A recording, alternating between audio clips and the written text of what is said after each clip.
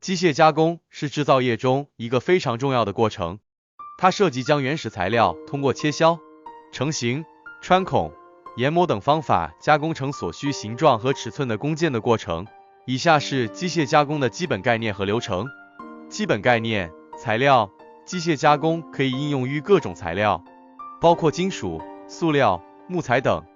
工件，需要进行加工的材料，根据设计要求进行切割、成型等操作。刀具，用于切削或成型工件的工具，如车刀、钻头、洗刀等。加工过程，根据工件设计的要求和材料的性质，来选择合适的加工方法和制作流程。机床，用于加持工件并进行加工的机械设备，如车床、铣床、钻床等。加工流程，设计与规划，根据产品需求和设计图纸，来确定加工制作和方法。选择材料，根据产品要求和材料特性，来选择合适的加工材料。预处理，对原料进行加热、冷却、表面处理等预处理工序，以提高加工效率和生产质量。粗加工，利用切削工具进行粗加工，将原料切削成初步形状，如钻孔、车削、洗削等。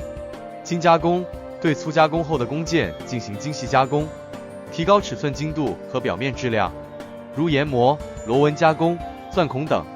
检测与检验，使用测量仪器对工件进行检测和检验，确保加工尺寸和产品质量符合要求。表面处理，对工件进行表面处理，如喷漆、电镀、氧化等，提高工件的防腐蚀性和美观度。组装与包装，将加工好的零件进行组装，并进行包装和包装，最终形成成品。机械加工是制造业中不可或缺的一环，它涵盖了从设计到制造的全部过程，也需要拥有丰富的知识和技能，才能有效地进行整个加工作业。点赞加追踪等于学习新知识。